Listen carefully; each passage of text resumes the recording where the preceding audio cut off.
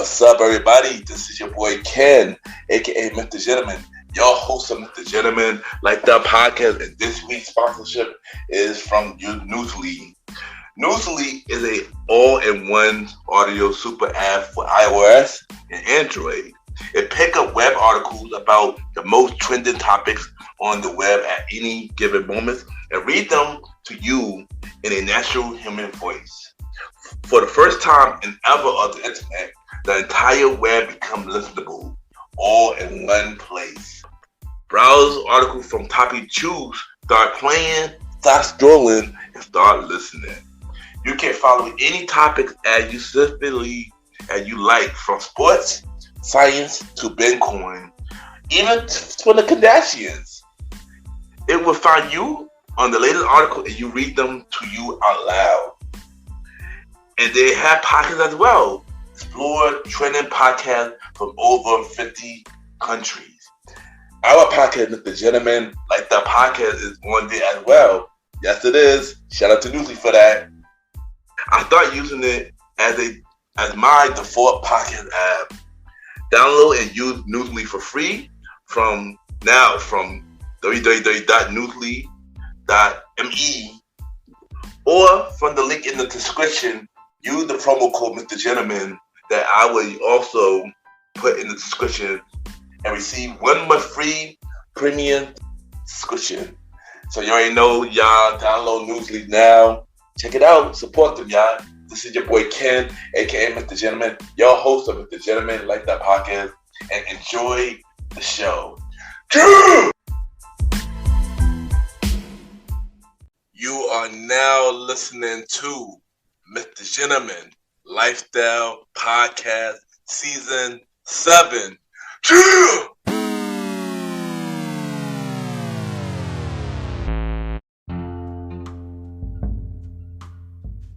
Hello, everybody. This is your boy Ken, aka MrGentleman, 1/4 of the Premier Boys podcast, and your host of MrGentleman Lifestyle Podcast. And welcome to another new episode of MrGentleman Lifestyle Podcast. Hope all is well. And on this episode, I got my special guest. Now, she is the first guest of season 7. She is a returning guest. If y'all remember, for episode 114, we started a new segment called Top 20 Countdown Show. And on that first episode, we did our favorite movies. And we had Jaylan on the show for that episode. And that episode was so good, we had decided to do a part 2 of the episode. So we got Jaylan back on the show. And we're going to give you a part 2 of our favorite movies. So we're going to do from 40 to 21. Pretty much a continuation from the last episode me and Jaylan did together. So this could be a fun episode, and check it out. And y'all already know what to do. Sit back, relax, and I'll be right back.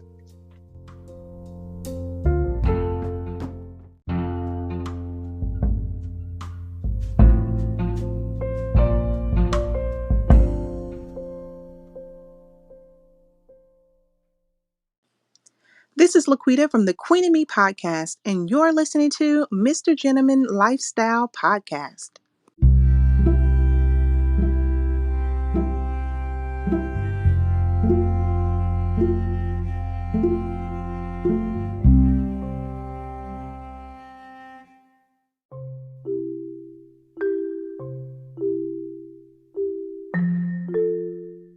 Welcome back, everybody. Welcome back. And at this time, it's time for MrGentleman Facts Quote of the Day.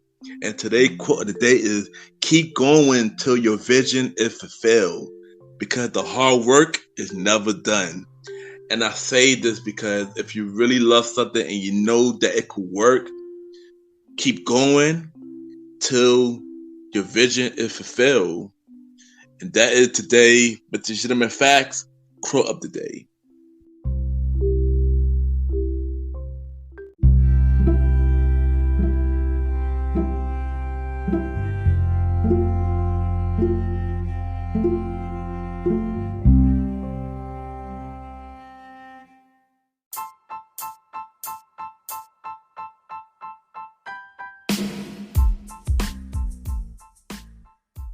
Hello, everybody. This is your boy Ken, aka MrGentleman, and I am the host of MrGentleman Lifestyle Podcast. And this commercial break is brought to you by MrGentleman Lifestyle Podcast. On MrGentleman Lifestyle Podcast, we interview many guests about their life journey, pretty much where they come from and where they're at now. Also promoting their brands or whatever they're doing at the time they come on the show. We also have the host talk about personal stories about himself and everything that he's been through. And also we have fun conversation about anything music, anything old school, relationships, wrestling, and many more. And y'all can tune in to MrGentleman Lifestyle Podcast every Sundays at 12 a.m. We are also on every Thursdays at 12 a.m. for Spin-Off Series Thursdays, where we have all of MrGentleman Lifestyle Podcast spin-off series all in one day, where we have a conversation about music podcast every first Thursday at 12 a.m. The Old School Show with myself and the Star Roddy Rod every fourth Thursday at 12 a.m. And we have Date Night Talk Podcast with myself and Miss Vanna B every second and third Thursdays at 12 a.m. And y'all can tune in to MrGentleman Lifestyle Podcast on Anchor, Spotify, Apple Podcasts, iHeartRadio, Amazon Music, Pods, and many more. Or y'all can check it out on the official website of MrGentleman Lifestyle Podcast, www.realmrgentlemanlifestylepodcast.com, www.realmrgentlemanlifestylepodcast.com. And tune in every Sundays and Thursdays at 12 a.m. for MrGentleman Lifestyle Podcast. Thank y'all for tuning in to this commercial break of MrGentleman Lifestyle Podcast. Back to your regularly scheduled program. Cheer!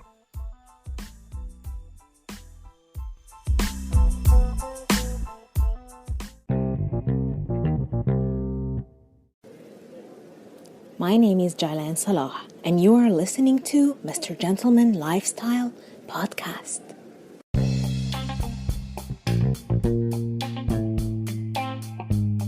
Yes, welcome back, everybody. Welcome back. And at this time, I got my special guest. She is the first guest for season 7 of MrGentleman Lifestyle Podcast. She is a returning guest. If y'all remember from episode 114, I started a new segment called the Top 20 Countdown Show. And the first episode of that new segment, we have our favorite movie, and we have Miss Jaylan on the show.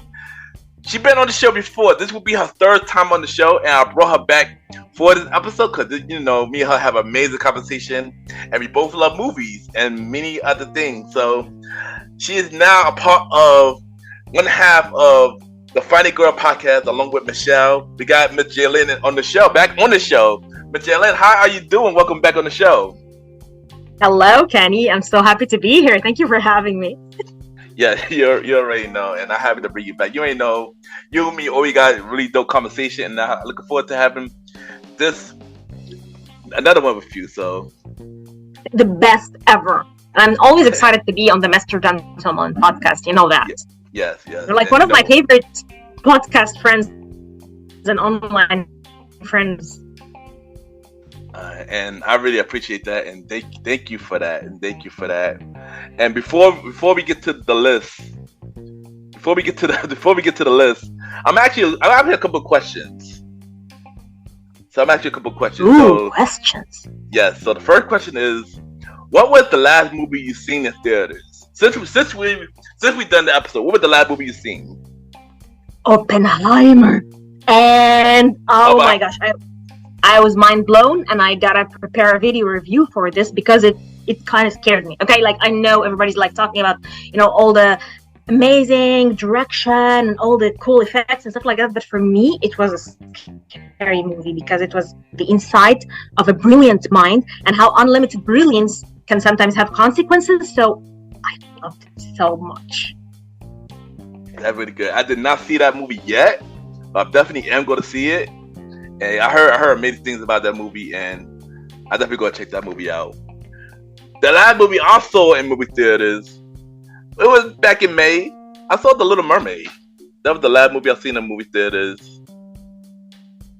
Yeah. Oh. Yeah. Wow. And I'm not gonna lie, it was amazing. Isn't she amazing? Yeah, she's definitely amazing. Yes, and I'm not gonna lie, they were probably one of the best Disney. That's good. Yeah, one of the best Disney live action I've seen it in a while. And yeah, it was really good. It was really good. Right. And, yeah, but I know it's definitely more. I think it was. But yeah. I know what you mean. It wasn't that good, but she was amazing, Haley. Yeah, Haley was just perfect. But the movie wasn't. No, it wasn't my best. But her voice was just amazing, and that was what drew me to her. But the remakes, I think Disney should kind of like reevaluate the remix things because it's getting really bad. Really bad. Yeah, because we do got a lot more in the way. They just came out with Peter Pan and Wendy. I had not watched that one. They're also coming out with Mufasa, a prequel of Lion King. No, I'm not gonna watch this. Don't do this to Lion King, you guys. No. we already see the 2019, and we know how that went. we spoke about it on the last episode. We know how that went. Went downhill. Yes, and also I heard they got Snow White. And from the reactions, I'm like, okay, I don't really want to see this one. No, thank you. I agree. Very much. Yeah. So far, I have a really bad reaction about Snow White so far. So I don't even think I want to see that either. But my next question is, what movie do you want to see in movie theaters that have not came out yet? I was waiting for it, but unfortunately they delayed it. Dune 2. Why, you guys? I feel bad. I was like preparing myself. November, hello, and then nope. March 2024. And what movie is that? Dune 2. Dune Part 2. Oh, Dune. Yeah. Oh, wow, nice. I know for me, I do want to see the Ninja Turtle, the new Ninja Turtle movie that just came out. I heard really good things about it. That one movie I definitely want to see. There's a couple more movies that I want to see, but of course, you know, a lot of movies got delayed due to the writer's strike. And funny you brought that up because that is my next question. How do you feel about this writer's strike that's going on right now? Honestly, for me, I feel it's I love movies. I love to watch movies. It would be really bad if things get delayed and stuff like that, but it won't be worse than being someone fighting for their payment, for their money. Like, how selfish can I be? What are you guys talking about? We're consumers. What if I was their place? Because this is a mentality taught to me. Yeah. Like, I was raised like that, and I got taught to this when I was working on myself, you know, like with yoga, with therapy and stuff like that, to become a better version of myself. Like, always put yourself in the other person's place.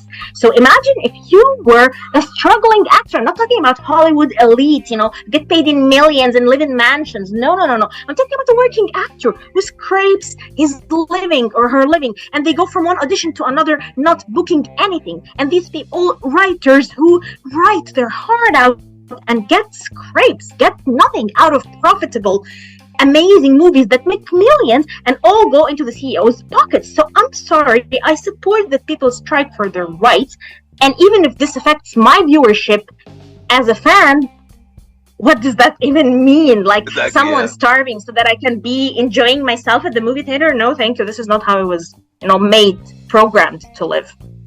You know, I agree with you. You know, even though we do love movies, we do love TV shows, and a lot of stuff getting delayed because of it. What they fight for is way more important than what we want to watch. As long as they get the money that they deserve, the payment that they deserve, and their rights, I feel like that's more important now. And I support them 100%. Definitely. Yes. Yeah. Also, I heard about the AI taking over their jobs. How you feel about that? AI taking over their jobs. I hate it. Okay, don't ask me about the AI. I hate AI. It scares the shit out of me. Imagine seeing movies by actors who die, or just an actor who didn't even act in the movie, and it's AI. No, I don't like that. Thank you very much. I don't want to watch that movie. I'm not interested. Considering me old school, I'm not interested. I agree with you, and we always talk about old school stuff. Old school stuff is way more than dope. New school. But good. I got another question, but I'm gonna save it until we get to the topic. But now it's time to get to the main topic, which is our favorite movie, part 2. If y'all remember, we did part 1 before. We did from 1 to 20 to 1, and both of us have amazing lists. But this episode was so good, we had to do part 2. So now we are doing from 40 to 21. It's a continuation of the episode for last time. If y'all want to check out the last episode, check out MrGentleman Lifestyle Podcast episode 114. So Jaylan, so now we got you back in the show. So what is your number 40? What's your first? We gonna ask you to go first, like last time. Lady first, of course. What's your number 40? Okay, it's this amazing horror movie that is not only about horror too. It's called Crawl. It was released in 2019, directed by Alexander Aja and starring Kaya Scodelario, Barry Pepper, Morfydd Clark. They were all unknown actors to me, but I was going into it. I think I remember seeing it in the movie theater, and when I came out, I felt wet. And this is when you feel that the movie affects you. I think it's an amazing movie about family, about grief, about bonds. It's not just a scary movie, although it was really scary and intense, and all these alligators were just, oh my god. But still, it was just so intense and so mesmerizing. So I loved it so much. Nice. You said the movie called Crow. You said Crow. Well, my question. So this is the question I wanted to ask. Is it a reboot? I feel like they had an original version of that, right? I think so. I'm not sure. I don't know. Maybe, but I don't know. Probably. Probably it's a reboot or something. So here's my other question that I got a question to ask. How do you feel about reboots?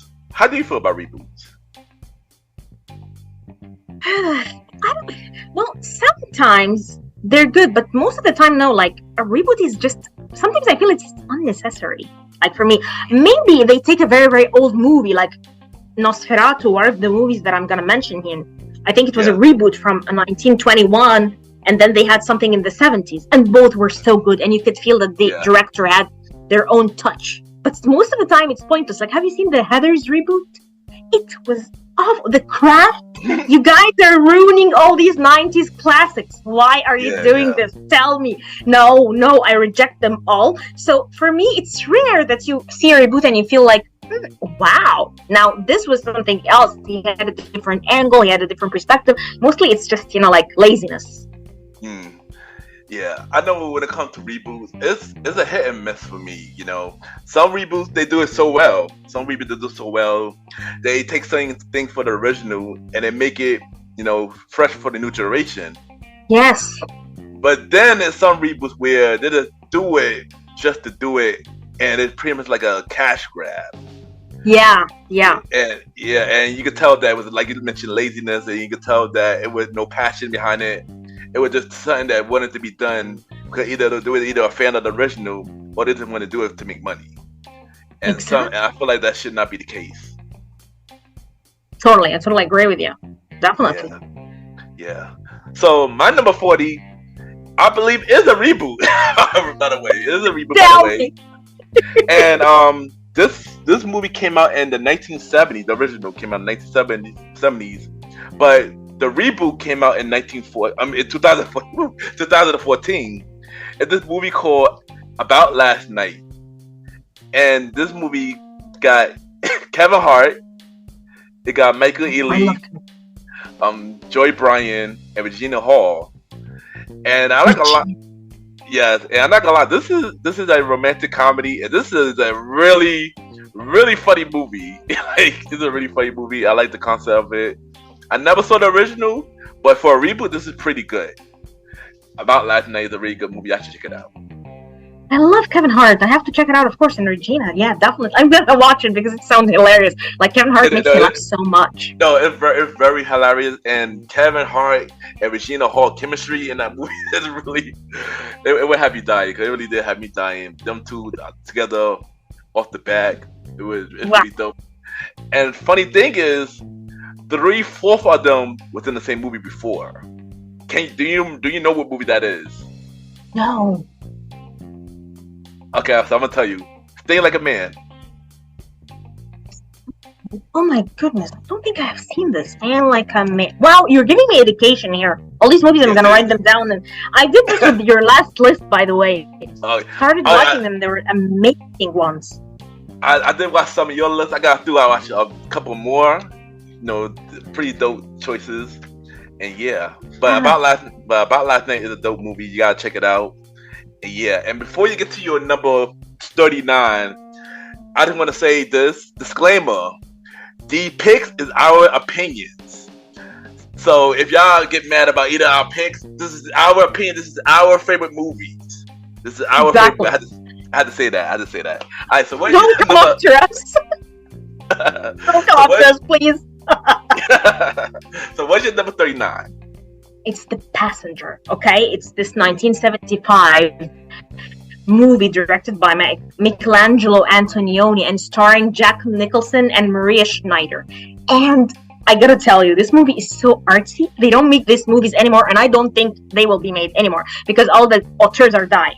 So, I mean, Barry Jenkins is one of those modern authors whom I love, and he's not doing stuff, so I'm kind of like waiting. Like, even, I think her name is Gina Price, I don't know. She directed this amazing movie called Beyond the Lights, and then she directed The Woman King by Viola Davis. So, she just made this amazing movie, Love and Basketball, and then she made Beyond the Lights, and I was like, this girl is just, what a director. And then they snatched her again to the land of superheroes, okay, which I know everybody loves, but for me, I want her to make back older movies like she used to do in the past. So for me, these movies are gems. When you watch them now, you feel like, oh my god, cinema has changed so much. I miss these movies and I wish I could have more of them, but lucky for me, there are lists and lists by directors which I gotta check out. So The Passenger is just one of those movies. You get lost in the picture. Dope. I feel like I've definitely seen that movie before. The Passenger. That sounds really familiar. I think I did. Jay said Jack Nicholson's in it. I think I did see this movie before. A long time ago. I think I've seen the movie a long time ago. Probably, yeah. Yeah, so as anything, I probably gotta watch it to refresh my memory. So I definitely gotta check this movie out. Yes. Again. So my number 39 is, I got this movie that was made in 1993. And as a kid, this movie was a big thing for me. I said this as one of my honorable bitches on the last episode, but I decided to add it to my list. And as a kid, it was a big thing because we didn't see no black superheroes like us on movies. So this was the first black superhero in movies. Is The Media Man. It was made by Robert Thompson. It had an all-star cast. Eddie Griffin, James Earl Jones in this movie. Bill Cosby was in this movie. Maya Gibbs was in this movie. It was a lot of legends in this movie. And definitely. Yeah, and I enjoyed this movie. I've seen this movie recently because I haven't watched this in a long time, and I've been looking for this movie for a very, very long time. I haven't found it, so I watched it, and it's just like how I remember as a kid. And I love The Media Man. And funny thing, I didn't know that Marvel brought Media Man. I didn't know that, or they used it for like a collab or something. Yeah. I found out that recently. I'm not sure either they brought them or it was like a partnership or something. But wow. Yeah, I know. And Medium, it's an amazing movie. If you've never seen it, first black superhero to be on our movie screens, I believe. Maybe if I'm wrong, let me know. But in our generation, that was the first black superhero that was on our movie screens. Definitely, it's an amazing feeling when you see someone representing you on the screen, because for me it's a rarity. So when I see something that just makes me feel like connecting or seeing, it feels like, wow, yes. Yeah, definitely. And I like this is one movie I do want to see a reboot on, though. I was gonna tell you, this one deserves a reboot. Yes, this dude deserves a reboot, and the fact that Robert Thompson is still alive, that he could write and direct this movie and just bring a reboot. I know if he was to do it, he would do it his vision, and he would do it right, because he could even be in it too, but not as Media Man, but as a character like his father. Definitely. Yes. I feel like I don't know, for some reason all amazing young Black actors now, whom I feel really deserve to get their potential and be seen. So I hope they get one of them. Hopefully Jerome, please. Anybody that just feels like, because I love him so much and I'm just burning because I really want to see him more. Hello. So definitely there's a lot of great actors to choose from now. Of course. Michael B. Jordan, of course. Yes. I mean, if things change, it's possible for him to. Things change due to the last time we spoke about him, Jonathan Majors. If things change, it's gonna be through trying to figure out what's going on with that. And there's a lot of amazing actors out there who could portray for that role. So I think Michael B. Jordan might be the best fit though. I think Michael B. Jordan could be the best fit. He's amazing. Yeah. And he has the physique too. And he's just like he really needs this role to emerge even more because he's totally out there and he's totally got a great fan base, but still we need to see him more and more. I agree. So what is your number 38? Okay, my number 38 is this movie Colossal. Okay, it's 2016, directed by Nacho Vigalondo and starring Anne Hathaway, Jason Sudeikis, and Dan Stevens. And this movie caught me by surprise because I was like, an Anne Hathaway movie, okay, great, let me watch her. And this movie is mind-blowing. Imagine having a monster replica of you. What? And it also, I feel like it talks a lot about addiction too, about depression. It's brilliantly made, and it's also very interactive, and it's also good for all the geeks, all the nerds out there, myself included. Like if you love monsters, like the. This is why I'm recommending if you haven't seen it. This is your movie, man. Just go and watch it. Well, I've never seen this movie, but now I might have to check it out. I definitely gonna have to check it out. So cool, the coolest, I tell you, coolest, and also it has a bit of toss to leave you like, wow, you guys. Yeah, I'm gonna add this to my life. I gotta check this movie out. All right, so my number 38, we got this comedy movie. It's pretty funny, and this have a trilogy. Got 3 parts to it. The second one was my favorite out of the 3. I got the Hangover franchise.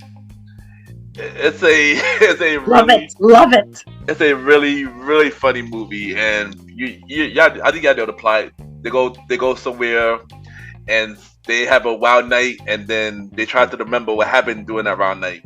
Of course, in reality, I have those types of nights too. That's for another story.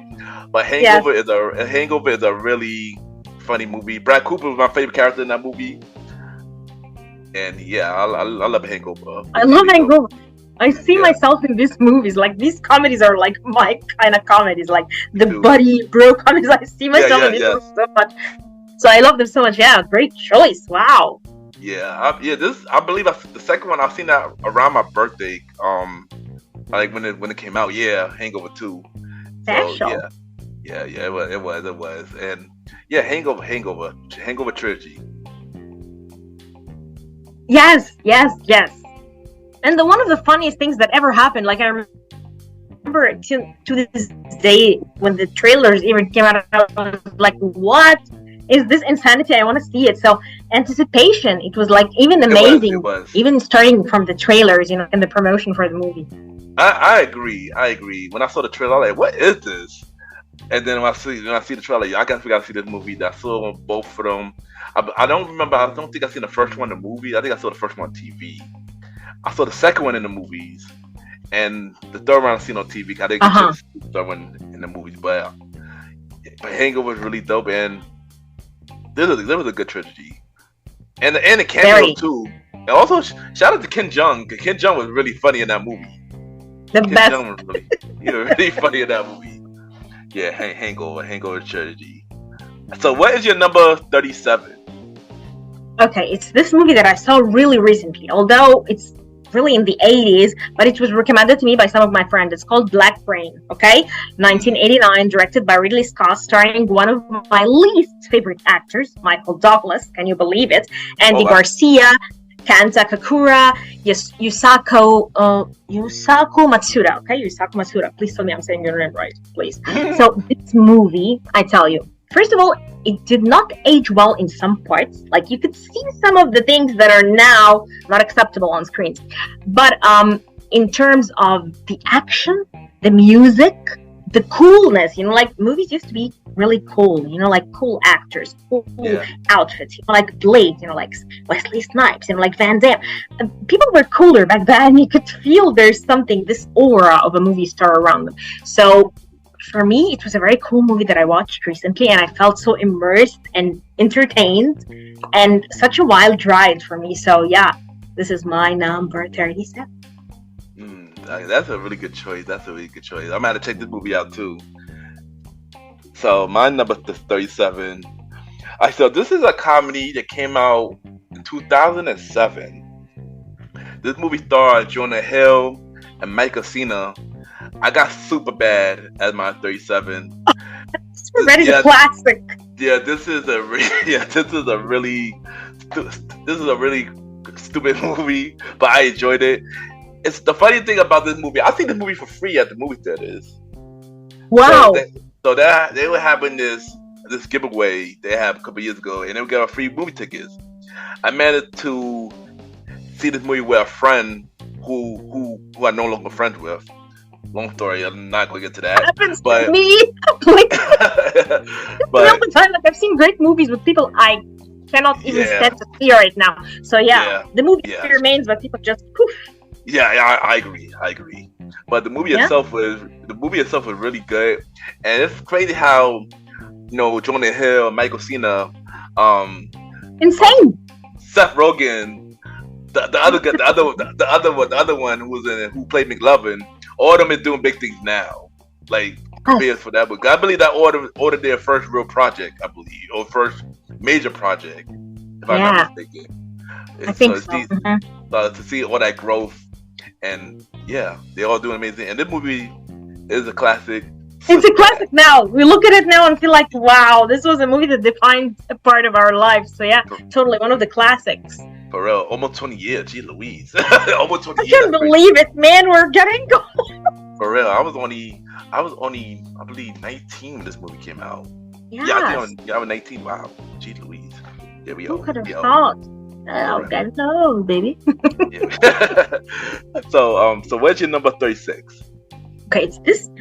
I love, as you know me now, I love all these stripped down nature versus man movies, okay? I have a lot of them on my lists, and I think I connect to them more than anything. I don't know why, but I feel like there is a part of me that must have had this experience in another life or something. So this movie is called Arstic. It's 2018. It's directed by Joe Penna, starring Mads Mikkelsen and Maria Thelma. But seriously, nobody talks in this movie. Like, it's a movie of being, like in the Arctic, and just being surrounded by ice and just having nothing, not know how to communicate, just you and nature. And I just sat in this movie, and I remember at the end of it, I started crying because they build up the emotions so well, and you feel the isolation. And I'm a sucker for these movies, because for me, the idea of man in the middle of nature, alone, trying to find a way out, and just something that makes me, That's really good. And what the movie called again? Arctic. This is Arctic. It. Yes. That's dope.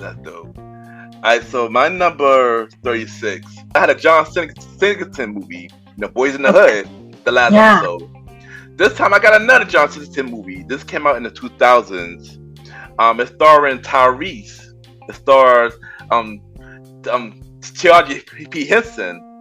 It stars Snoop Dogg. I got this movie called Baby Boy. The movie called Baby Boy. What? Baby Boy? I haven't seen Baby Boy.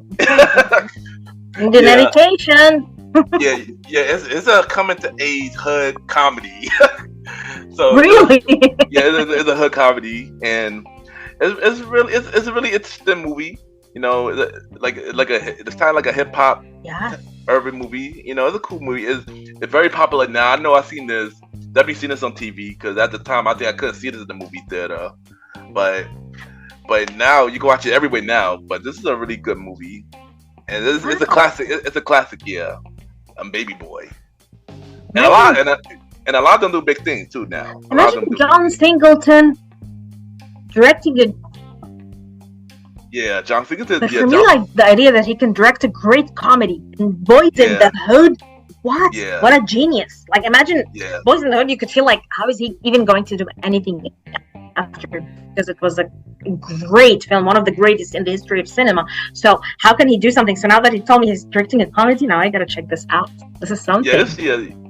Yeah, you definitely gotta check this out. Yeah, Baby Boy. Yes. Yeah, John Singleton, Yes. man. Yeah, recipe to John Singleton, definitely a legend. He done a lot of amazing things. We gotta give him his flowers. We gotta give him his flowers.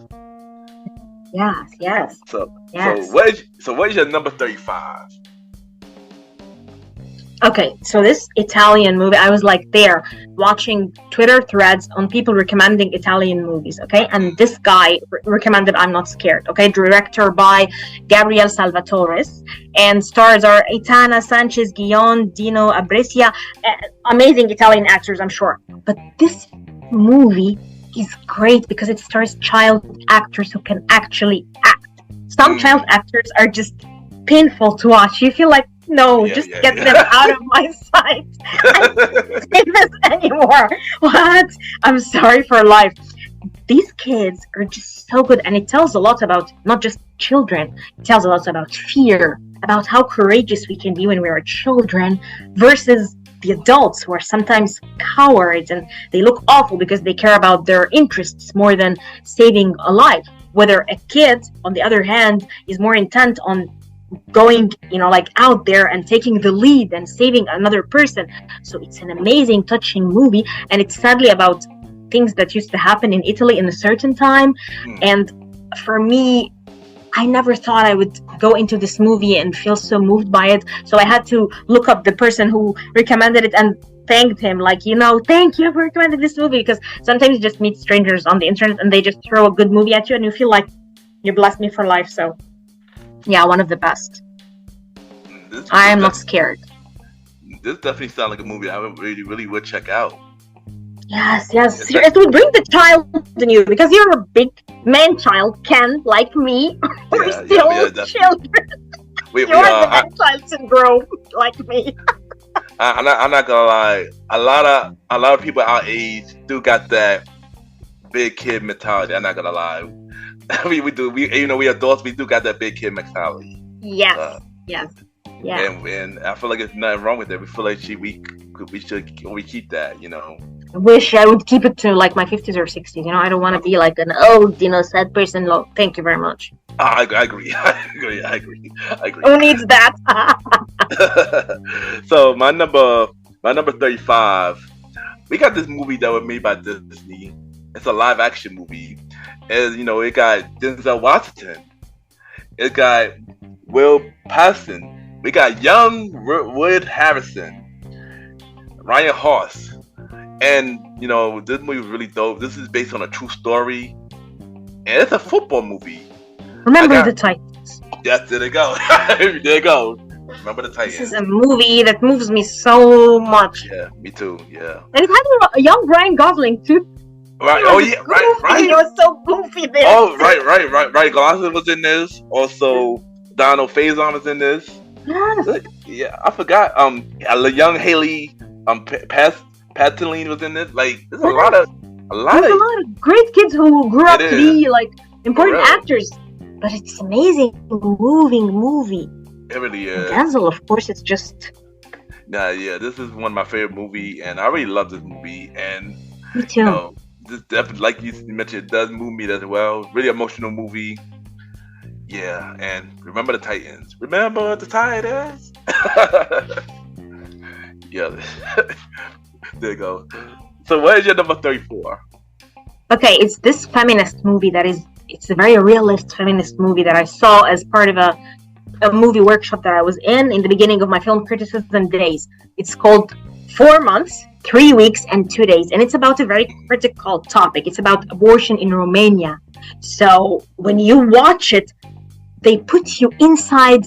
I think it's a long shot movie. Like, there is one shot movie, there's no cutting. I don't think they cut at all, or maybe they cut like at once or twice, but it's a great movie directed by Kristen Menju, and it stars all these Romanian actors, and it's such an intense movie to watch if you're a woman, and it takes you on a very, very scary, dark trip. It's not for the faint of heart, I tell you, because there there's a scene that shocked me totally. But I think it's an important movie. Like the movie instructor that gave us the workshop, he was like, you have to watch this movie. It's important. It's important in terms of storytelling, in terms of watching something different, watching something that just even provokes you in a way. So yeah, it was one of those movies that I felt like, wow, I've never seen something like this before. And I always love it when this happens. Like when you see something that you feel like, what? How come they made this movie? I haven't seen something. And you know, I'm sure you feel the same, Ken. Since we're cinephiles and we've watched a lot of movies, you rarely get this feeling. Like even if you watch a movie that you like, you're like, okay, this reminds me of so and so and so. Oh, I've seen this before, but I like it. But when you see a movie that you feel like, what? You guys, it takes you by surprise. Yeah, I definitely do have movies like that that take me by surprise. And the title of the movie sounds really familiar. The title, I'm sure, really familiar. 4 months, 3 weeks, 2 days. It does really familiar. I never seen this, but like I said, now that you mentioned it, I definitely might have to see this. I am familiar with this movie. I am familiar with it, but I just never seen it. So I'm gonna check this out. So my number 34. We're gonna continue the Disney train. And this is, of course, another Disney classic that came out in 1992. Last episode, I had The Lion King on my list last episode. This episode, I got my second favorite Disney movie, and they also did have a reboot already. We got Aladdin on my list for number 34. I knew you would love it. Yes. Yeah, Aladdin. Okay, the reboot or the original? The 1992, right? Oh, 1992. Yes. 1992. I mean, of course, I did like the reboot. But of course, the original. There's something about the original classic. You know, our childhood wrapped up. For real. And of course, shout out to Robin Williams as the genie. Legend. Nothing. No, he's a legend. He's such a legend. He's such a big part of our childhoods and our growing up. And I will forever be grateful for him because you feel like he kind of shaped you. He kind of like inspired you. I could feel him being a very kind presence. You know, like you have a friend and he definitely. Oh, I'm gonna cry. Yeah, like I mentioned last episode, I did have Robert Williams on my last episode with Miss Doubtfire. Remember, I met him. I bumped into him one time. Just randomly walking randomly on 59th Street, and just saying hi to everybody. It was so nice, you know. So yeah, so we got Aladdin as my number 34. So what's your 33? Oh God. My 33 is this French movie. It's like great. Oh my God, you have to watch it, Ken, because it's such a, you know, the French, they always take up the emotions and all the weird sex scenes and all the weird, intense, you know, like emotional stuff. This movie is directed by this director called Jacques Audiard. It's called Rust and Bone. Okay, Rust and Bone. It stars one of my most favorite female actors that ever lived, Marion Cotillard. Okay, she's one of the most beautiful faces, and she's one of the most wonderful actresses out there, and she's so subtle. Also, it has Pascal Grégory, Melville Poupon, and oh my goodness, she's just so amazing. Like, she's just ethereal. It's a great movie because it has all these intricate stories that seem parallel, but then they meet at one point, and you feel like, oh wow, how did this even happen? And they have an amazing scene by the beach. And you know me, I'm a big beach girl. So whenever there is a great beach scene in a movie, I'm all for it. So unforgettable because it's also a little bit bizarre, but it's still good. So I definitely recommend it for everyone. It will really, really get you working and make you feel. It's a beautiful movie. And Jacques Audiard is a great director. He made this movie Un Prophète, wonderful, or Un Prophète. Hopefully I'm getting it right. But he's a great director. Like when you see Un Prophète or a prophet, basically, it's a movie, a very gritty movie about a guy in the prison and what he faces, and you would never imagine that he would make Rust and Bone with this sensitivity. It's a different contrast, and I love it when a director can do both. Yeah, that is dope. So my 33 is Jaylan. The last episode, you asked me about why I didn't have much more of this movie, about much more of this actor, Eddie Murphy.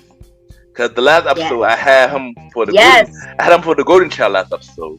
But this time I got more Eddie Murphy. Just for you, I got more Eddie Murphy, and plus two of the Eddie Murphy movies that I got on the list.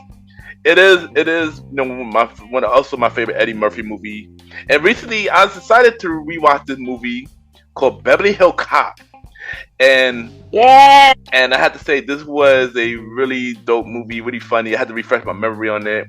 I really loved it. It's really funny. He did his thing on this movie. Of course, I did also watch 2 and 3.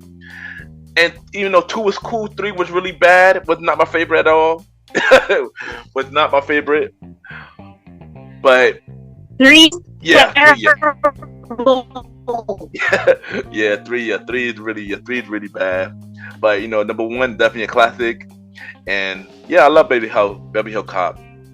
Also, y'all coming out with a part 4 on Netflix. I don't know when, but they are working on it now. Everybody from the cast is coming back. And yeah, Beverly Hills Cop 4 coming real soon. Fun fact, they also have a TV show of Beverly Hills Cop in 2012. I just found out this recently.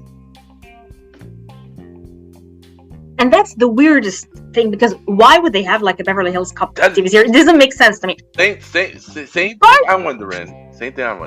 Yeah, part 4, okay. I might get part 4. They want to just milk the success of the first 2, because I love part 2. I tell you. So for me, but the third one should be omitted out of memory. Part 4, okay, I get it, but the TV series. So here's the thing about the TV series. So I found out this recently online on YouTube, and they said that they had a TV series of Beverly Hills Cop. It was supposed to be Eddie Murphy and Brandon T. Jackson, this young actor, not young actor, but the actor called Brandon T. Jackson supposed to be on it, and it was supposed to be picked up by CBS. Okay. This would be picked up by CBS for, I believe, like 10 episodes. Whew. But it didn't work out. This had a pilot, and then they scrapped the whole idea. So it never really came to reality. And to be honest, I think that was best. Because a TV show would not make sense. Just like they have a TV show for Rush Hour, and they have a TV show for Training Day, and both of them didn't make sense. Even I enjoyed Rush Hour TV show. Don't get me wrong, but it wasn't great. It wasn't great. So I think Beverly Hills Cop would have been the same fate. I don't know why CBS tried to pick up these shows. The movie turned to TV shows. I don't get it. But wait, CBS. The Rush Hour. Yes. Yeah, the Rush Hour 2. Yeah, Rush Hour. Okay, so the Rush Hour TV series also had Jackie Chan? No. They did not have Jackie Chan or Chris Tucker. They had two random dudes, 2 random guys. Ew!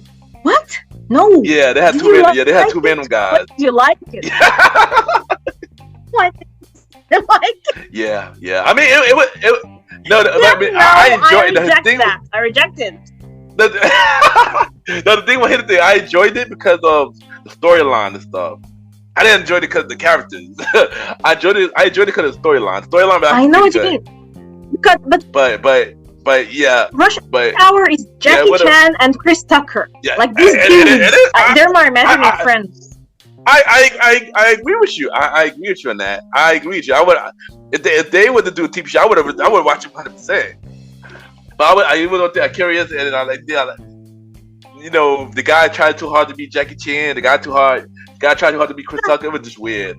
It was weird. It was weird. This is what I tell them, you guys. No.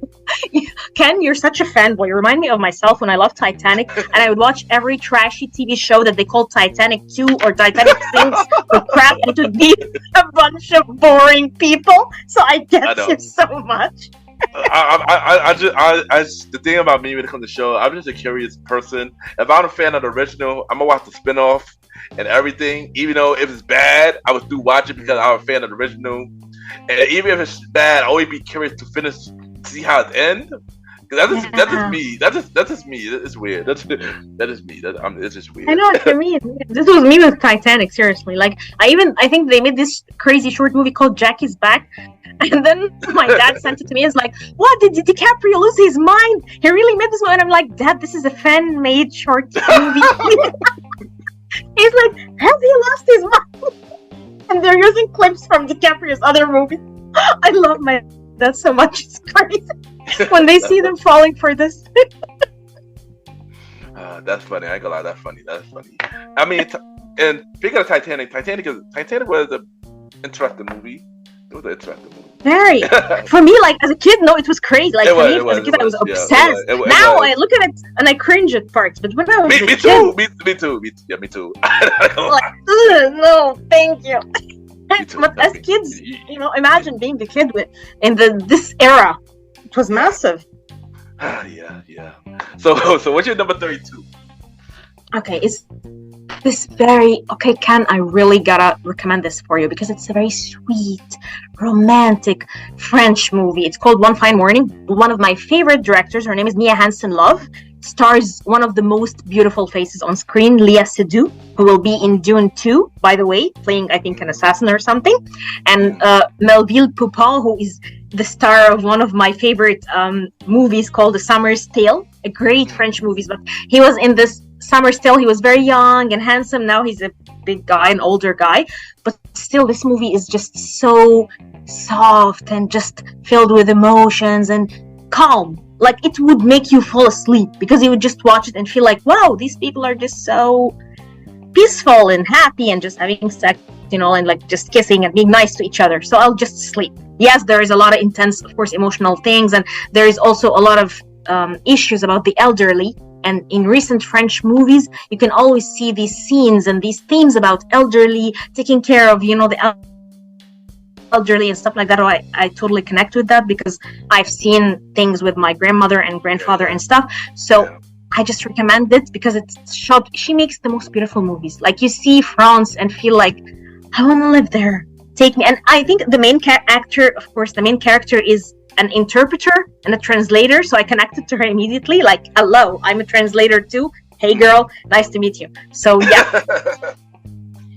No, that though. I think this movie does sound familiar too. When you said One Fine Morning? It's yes, One Fine Morning. It's 2022 because it was in Cannes Film Festival. So maybe, and it was on Mubi recently. So you might have watched it on Mubi if you're. It definitely sounds familiar. I definitely gotta watch. Gotta watch this because this is the way you explain this movie make me really want to watch it. So I definitely gotta check this out. Good job. Good choice. It's for the soft of heart like us. Yeah, that's a good choice, Miss Jaylan. So my number 32. So I got this comedy that was made by Tina Fey. This came out in 2004. This is really funny. Mean Girls. There you go. It's Mean Girls. There you go. They got Lindsay Lohan. They got Rachel McAdams, Lacey Chabert, and Amanda Seyfried. And this is a really funny movie. I quote this movie on a daily basis. Like, this is the most quotable movie ever. Yeah, this movie is really funny. I'm not gonna lie. This movie is hilarious actually. And they all did a good job in this movie. I can watch this movie anytime. This is what's come on right now. I watch it. That's how funny the movie is. Me too. And tell me, okay, did you get scared by the Regina George types in high school? Because every high school had her, like had a replica of her. If you were even in middle school, even in like kiddie school, we here call it primary school. But I mean, like the Regina George women really like make me okay. Hello, because I'm more of we definitely had some Regina George characters in my high school. Yes, we did. Yes, definitely. They always ruled, Yeah. If y'all listening, then I don't know what to tell y'all. but yeah, we did have some Regina George characters in the high school, but this movie was really good. Good job to all the ladies, and congrats to Lindsay Lohan because she just had a baby recently. So yeah, Mean Girls, and it did had a part 2. Yay! They had a part 2, which was Yeah, I didn't watch it. Was it good? No, it wasn't good. It wasn't good, but I couldn't. But I heard rumors that Lizzie Lohan and Tina Fey doing to make like a sequel with them, with their characters. I guess like a Mean Girl reunion type of, like, I guess they go to high school and their kids in high school. I can see that happening. That would be really interesting. So what do you think about a reboot? Or I think it will be like more of an reimagining, like, and just like that, I think it will be along the line of the Sex and the City reboot, like see them in their 50s and stuff. Okay, yeah, good, sure, let's check it out. Yeah, cause I heard Lizzie and them wanted to think about doing a reboot for them, for their characters, and I don't mind that, because the older original cast come back and they had their kids in school and they doing with the same thing. That would be a still storyline. Maybe, I'm kind of curious, just like you said. Yeah, like if they go with that route, then I would see a sequel with them. If they had their kids in high school and they parents, they go back to the school and their kids is Mean Girls as well. And while Regina George in the future, through battling with Lizzie character, that would be interesting. I'm not gonna lie, that would be interesting to watch. So and maybe she will be like completely changed, because all the mean girls in my school turned into like loving, doting mothers, and they look at me now like I'm the wild one. Like, I was a very good girl. I was a goody two shoes at school. So now they look at me like, wow, she's just so bad. She's out there and stuff. So it's like, yeah, and at school I was the quiet boy, very shy. But now I'm pretty sure everybody look at me now and see me doing a lot of things, and yeah. Definitely, yeah. And you're like, you should be like the coolest one of them or something. They must be all married and stuff. Yeah, I mean, that's crazy. Yeah, that's crazy. But yeah. So that's my number 32, Mean Girls. So what's your number 31? Yes. What's your number 31? It's this very erotic noir from the 80s. It's Body Double by Brian De Palma, starring Melanie Griffith and Deborah Shelton and Greg Henry and Craig Wesson. And it's such a dark, amazing thriller that I think you won't just leave your seat. Like, you will stay stapled to the screen throughout. It's so cool. It's a very cool, dark, interesting movie. Has great score. Has great suspense. Wonderfully shot. I just loved it. That's really dope, bro. That's really dope. A lot of these movies that you mentioned, I definitely gotta add it to my list. I definitely gotta check it out. You do pick some really, really dope movies. So definitely gotta add these to my list. Definitely. So, oh gosh. so my number 31, I got this movie that was made in 1997. It is a romantic movie. And a lot of people consider this one of a classic, in the urban world. But this is a really good movie. I got this movie called Love Jones. It got Lemers Tate. It got Leon Long in the movie. Yeah, Love Jones. Yes, Love Jones. I haven't seen Love Jones? Yeah, Love Jones. Yes, Love Jones. It's a romantic movie, and this is really, really nice. Really, it's a beautiful movie, and yeah, it's a romantic movie. Everybody should definitely check it out. Yeah, have to. I gotta, of course.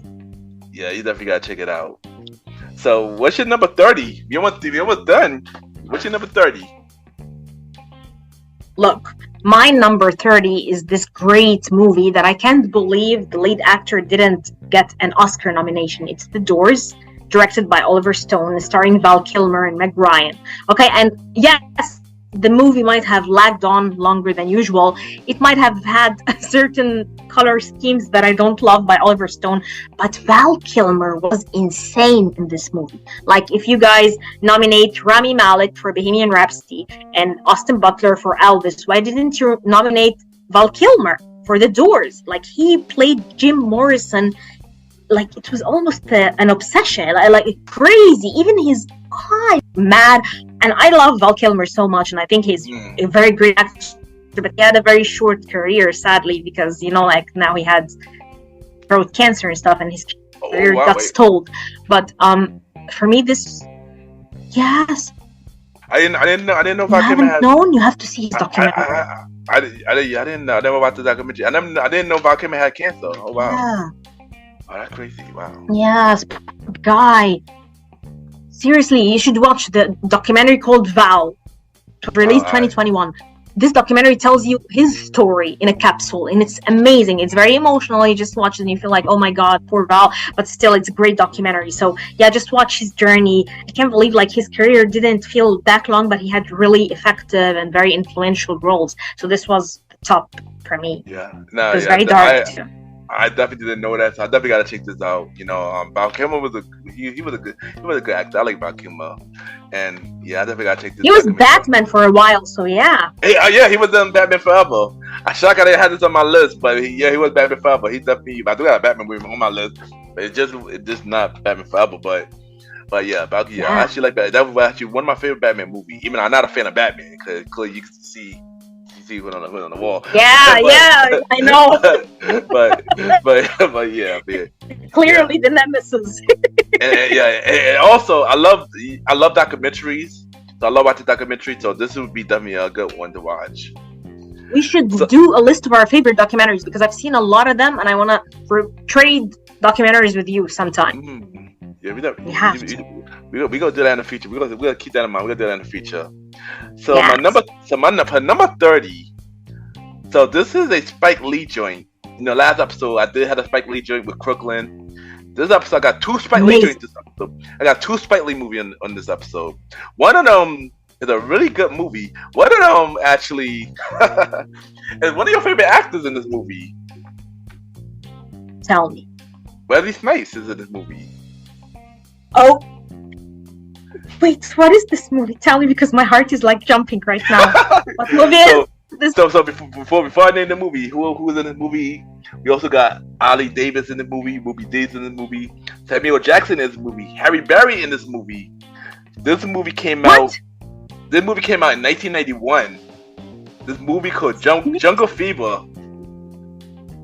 Jungle Fever. Hello. Jungle Fever. Yep. There's not a Wesley Snipes movie that I haven't seen at least twice. Some of them I saw once, but Wesley Snipes for me is like, he's just the Tom Cruise of my life. Like, he's just this savior guy. So yeah, I definitely watched Jungle Fever, and I totally agree. It's a great big, but I haven't watched it in a while, so I'm gonna revisit it. Yeah, this is an amazing movie. I watched this recently, and this movie hit way different when you're an adult than it was when you're younger, because you understand it way more. I gotta watch. The message of the movie, you understand it way more. And yeah, this is an amazing movie. Also, I got a shout out to Stevie Wonder. I got a shout out to the legend Stevie Wonder, because the soundtrack of this movie is amazing, made by him and only him. So yeah, that's in the soundtrack. Each song played a big part in this movie. Stevie Wonder played a big part in this movie, and yeah. I learned to love Stevie Wonder when I wasn't even learning the words yet, because my mom is a big fan. So she would play his song throughout the house, and we'd all just listen. So I grew up loving him. You know that feeling when your parents just listen to singers and you grow up loving them just because they did. Yeah. They listened, and they were constant voices throughout your childhood and teenage years. So, oh my God, damn it! I gotta rewatch Jungle Fever, but the West is just, No, I agree. Not only Michael Jackson, but Stevie Wonder was one of the biggest artists, one of my favorite artists of all time. I could listen to Stevie Wonder a whole lot. My parents played him a lot. And yeah, and also he a fellow Taurus. So you're a Taurus. Okay. Yes, I'm a Taurus. My God. Yes, I'm a Taurus. So you push through life, huh? Yeah, hope that's a good. Life. Yeah, hope that's a good thing. But yeah. Yes, you're hot-headed and you're just emotional, very passionate and stuff, and you just go through life like this. I totally get you, Taurus guys. Yes. Okay, so I guess we are hot-headed, but we got a lot of good traits as well. But yeah, Stevie Wonder's amazing. This movie is amazing. Jungle Fever, and watch it as an adult, because it hit way different as an adult. But Jaylan, before you get to your 29, Yeah, before you get to your number 29, do you feel Stevie Wonder deserved a biopic about her life? Okay, I'm getting tired of biopics because I don't feel there is originality. If you can get someone to do something creative and make it more about the music than the boring narrative, then I'm in. It's the concept of biopics that is killing me, because what they did to Whitney Houston was a disgrace, in my opinion. What was that? It was a terrible biopic. The girl didn't resemble her, and I think they used Whitney's original voice. Like, it didn't feel like this was something where money and talent and art was invested in. And Whitney deserved more, because Whitney is like, she's just there. Like, Whitney was one of those, she's like Edith Piaf, like one of those greatest singers who ever walked this earth. So she deserves something with that weight. So if they don't do this to Stevie, get your hands off him, guys. We don't need you to screw it up. I agree. And you talk about I Just Want to Dance with Somebody. You talk about that biopic? Yeah. Whitney? I didn't watch it. I didn't watch it, but I heard mixed reviews about it though. Good. That one. Yeah. But I agree. I want to see I do want to see a biopic. Like, I'd watch Bodyguard and feel better. Yeah. Because it felt like her life, but it really wasn't the Bodyguard. It felt like it was a biopic, but it really wasn't a biopic. But yeah. But in terms of Stevie, no. But in terms of Stevie, I do want to see a Stevie biopic though. I feel like he deserved one. But I agree with you. The right person gotta play him. They make sure they focus on his music, mainly his music, because he made a lot of music and he helped a lot of artists. If they showcase that would be amazing. Exactly. So I agree with you on that. And now focus on the drama. And in the hands of a great, yeah. Yes, and in the hands of a great director, like a director who really has a print, so that this movie breaks records and we all watch it and it gets nominated and stuff. I got a perfect. Spike Lee should do it. Please, Spike Lee, if you ever listen to us, please, we're begging you. We're your biggest fans. Please. Yes, Spike Lee definitely should do it, because Spike Lee should. Spike Lee's a genius. Yes, he is a genius. Yeah, even though Spike Lee is getting up there in age, but he definitely a legend as well. Yeah. Yeah, I love him. Yeah. So we're now on 29. Who you got for your number 29? Okay, this is a great Bonnie and Clyde-like movie, but it's called Quinn and Slim. Director Melina Matsoukas, Daniel Kaluuya, who is amazing, and Jodie Turner-Smith, who is a very beautiful woman. And this movie, I don't know, like, I got so emotional at the end, and I didn't expect that. There was this scene where he's just like, I think she asked him, like, he asked her, will you be my legacy? Because there was a scene when they would just open up to each other, and he says something very romantic that I think no guy says anymore. He's like, I want a woman to be my legacy. And I'm like, oh, this gives me goosebumps. Please stop. So at the end, he's like, will you be my legacy? And she's like, I already am.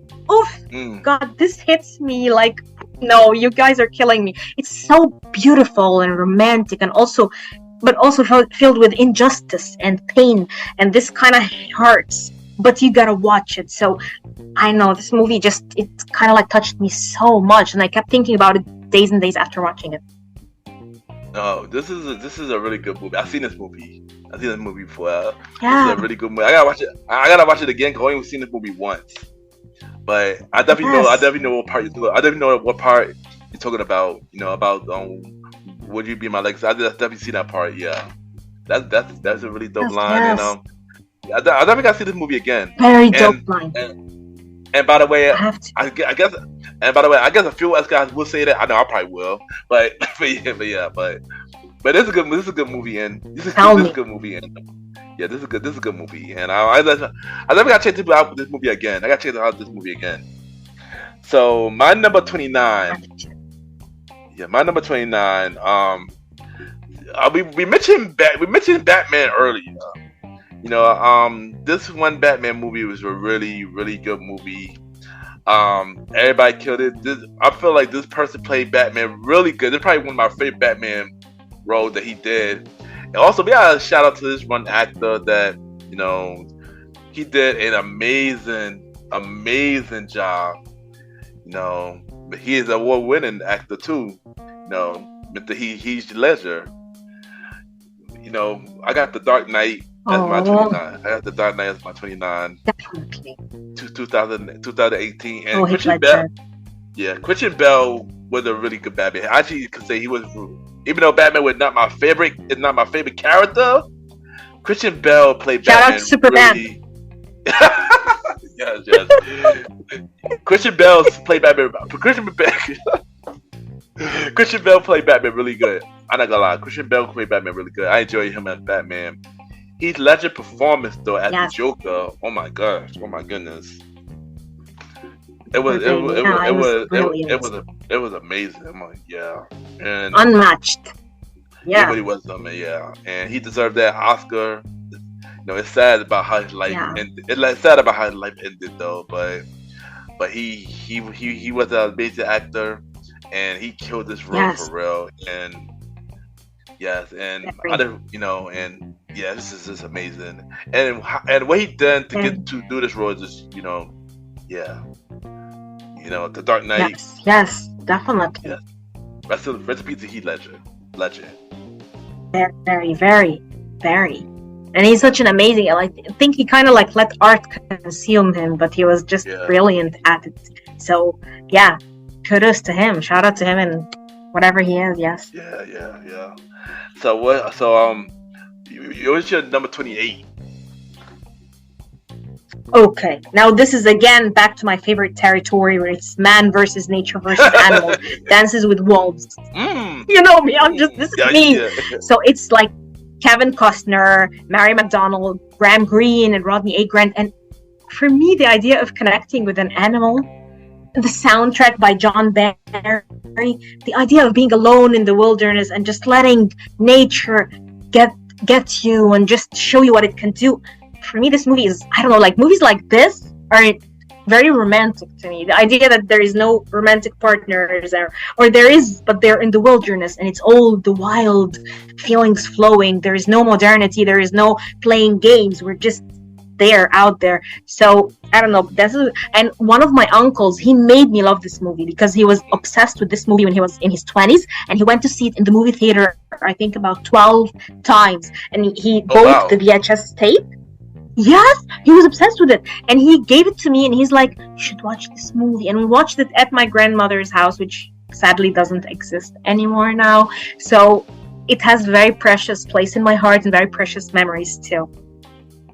Yeah, this is definitely a classic. I did see this movie before when I was younger. I didn't see this movie as an adult. I might have to watch it now as an adult, but I definitely did see Dancing with Wolves before. Yeah, take your time. Yeah, and I gotta watch it. I gotta watch it as an adult. It's been a long time. It's been a long time since I've seen this movie. So my number 28. Yeah, it's been a long time. Yeah. So my number 28. This is pretty much my most recent movie that I have on my list. And since this movie came out, I've seen the movie probably 7 times already. Because this is a really, really good movie. And growing up, I used to play him on TV. But this movie is just amazing, and they did a really good job with the movie. When they came up with the original, it wasn't as great, but they made up for it. I got the Super Mario Brothers movie as my 28. So Super Mario Brothers movie. Okay. Yes. Wait a minute. What is it called? Super Mario Brothers. The movie that came out recently. Yes. Oh my goodness. My mom plays Mario, so I know everything about Mario because of my mom would die. If my mom saw this, she'd be really jealous of you, by the way. She wants one of these. Can you believe? She's obsessed with Mario. My mom is a big child too. This movie. So when I see this, I ain't gonna lie. So when I see the trailer for this movie, I have really mixed feelings about it. Of course, because of Chris Pratt. Okay. I had a big feeling about Chris Pratt and stuff like that, and then seeing Jack I don't Black like and him. everybody else, Yeah, but then I didn't watch Jack Black. Yeah, Jack Black is in there. So who got it? We got Chris Pratt, Jack Black, Key in this movie. Yeah. And Seth Rogen's in this movie, and it's really funny. It was really funny, I didn't see this in the movies. So, but when I seen this, it was really good. I wish I did see this in the movies. And this movie did really good. It hit the 1 billion at the box office. Wow. Yeah. And so I want to ask you. Yeah. Did you play Mario when you were little? Yes, I did. Was this? Yeah, this is why you loved it, right? Because my mom played.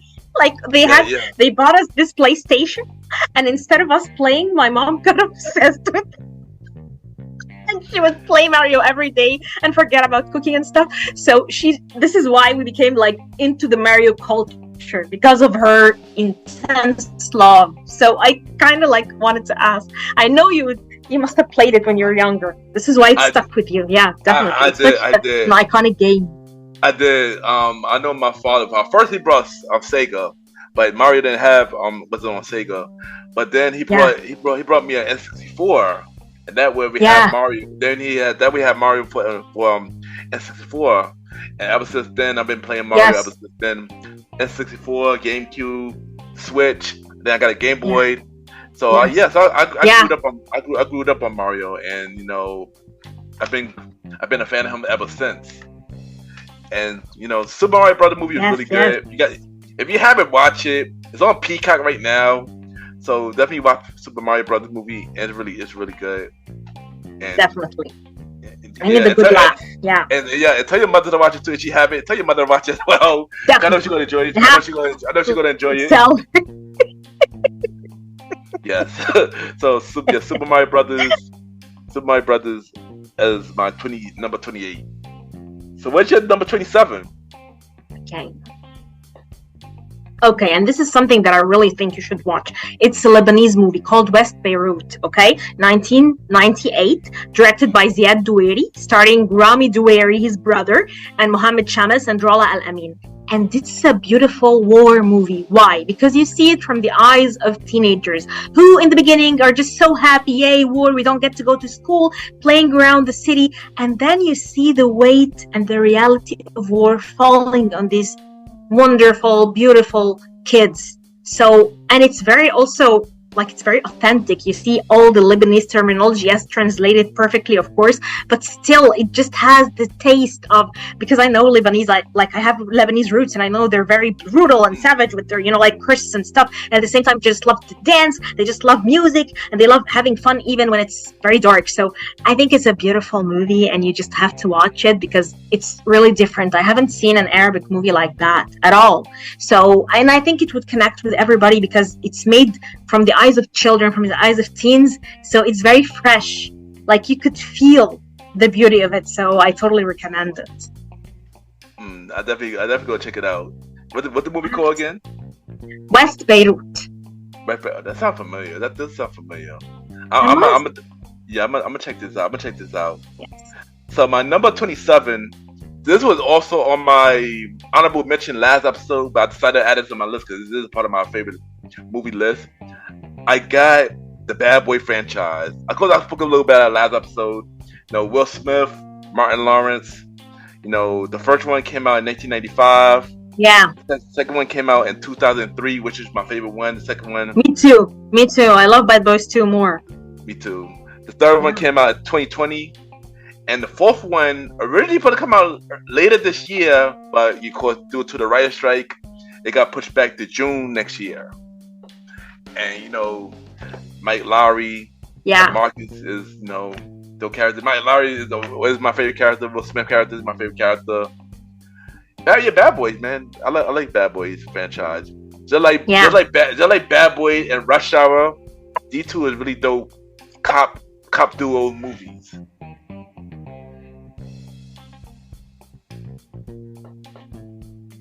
Exactly, like cop comedies that are not getting made anymore, and you just laugh. And they have the great action, they have the great comedy, they have everything. Yeah. And okay, so I gotta ask you, did you like Men in Black? I did like Men in Black, yes. Like, were you a fan?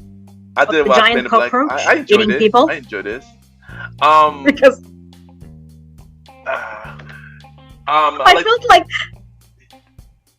I don't know. Like for me, when I first watched it as a kid, I was just so happy. Like I think I liked it because also the song, like it's like the man and in then black. it was so cool. But exactly.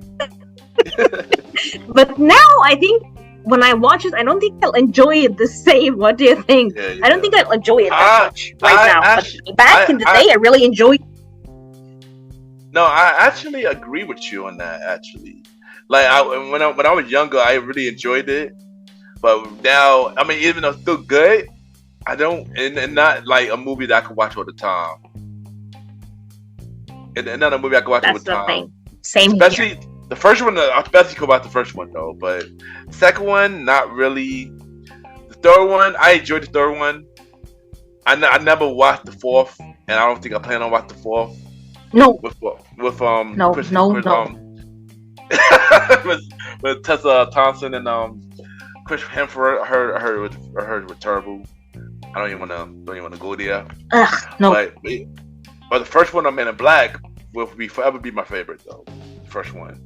Yes, it was insane. And watching the giant cockroach become the villain, like it was a crazy idea. And Tommy Lee Jones and Will Smith, you would have never thought of this combination. So it is just very refreshing to watch. Yeah, for real. I agree with that. It's a really dope combination. And shout out to Will Smith, always be killing it. Men in Black, Bad Boys. Yeah, Will Smith doing it back then. Yeah, for real. But yeah, Bad Boy 4. I'm looking forward to Bad Boy 4. I'm curious, like other fourth movies. I'm curious about it. So yeah, Bad Boy 4. Yeah. So what is your number 26? We are almost close to being done. Who would have thought? Wow, what a journey! Now seriously, what a journey. Okay. Yeah, okay. So this movie is called Wings of Desire. It's by amazing German director, 1987, Wim Wenders, and it's shot very, very beautifully. It's from the point of view of angels who are like spying on humans. So can you believe it? Can you believe this unique concept, this unique premise, and the way he puts you inside the mood of the movie?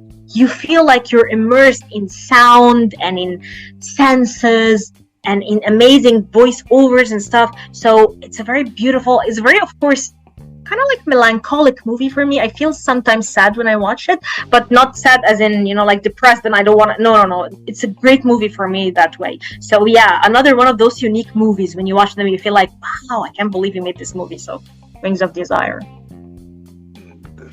Good choice. That's a good choice. I definitely got about that too. Alright, so my number 26.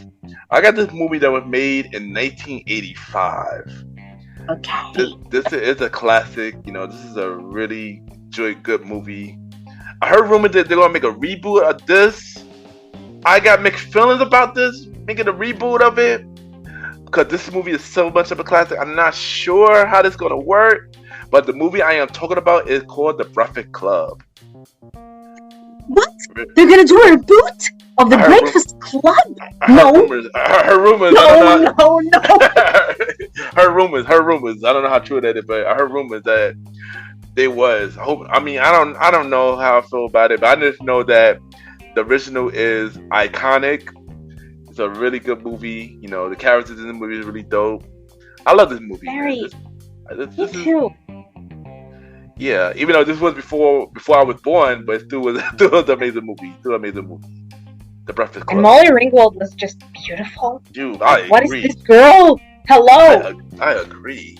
My goodness, there are people like you feel like they're beautiful people all over Hollywood, but there are people whom you feel like they have this ethereal quality about them. Like you can feel it's that they have this alternative, character about them. You could feel the air changing. So she was one of those.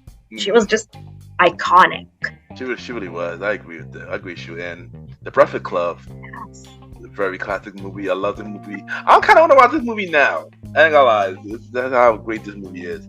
The Breakfast Club, 26. So what's your 25? So what is your 25, Miss Jaylan? Yeah. What's your 25? Okay. All right. My 25 is kind of dark. Okay, it's a very dark movie, but it's shot in a way that makes me like it because of the way it's. And I like a lot of dark movies. I'm dark, what I can do. So this movie is shot in a way that makes it feel as if it's a staged movie, like you're watching from behind the curtains of a play, like being made. It's called Dogville, directed by a crazy director, Lars von Trier. Okay, and starring Nicole Kidman.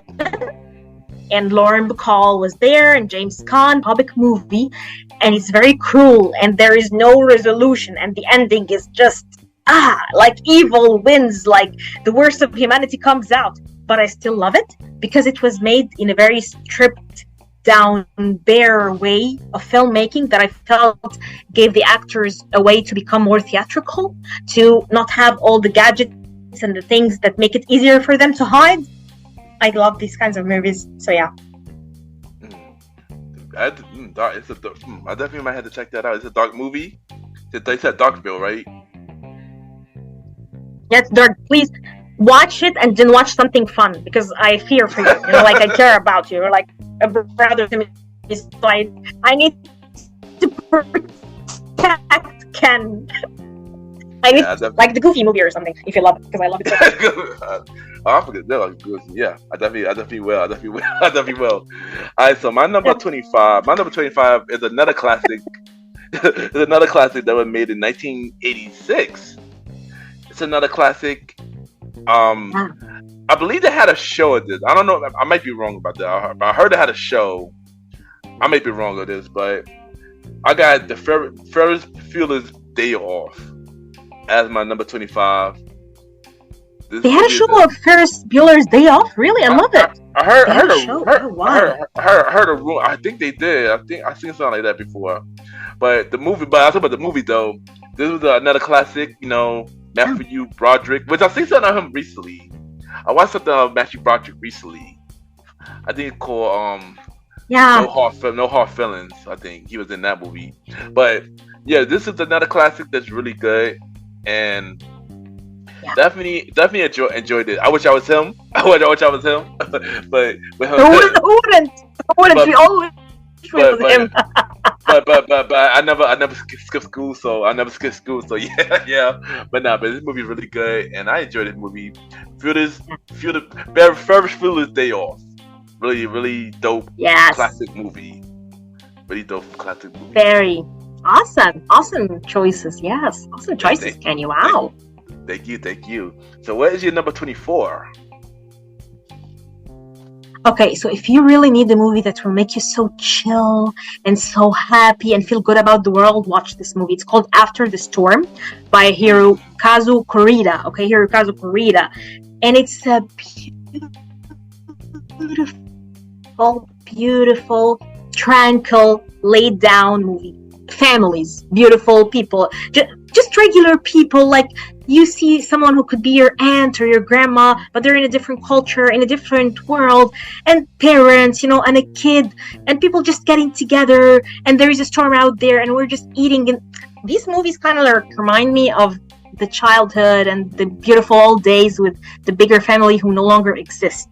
So when I watch it right now, I'm transformed back to the day when I was, like a happy grandchild, like a little girl just running around, and adults are everywhere providing food and warmth and happiness. So since this doesn't exist anymore and I'm an adult now, so I watch these movies for kind of like recharging myself. Yeah, nobody cares for us anymore, man.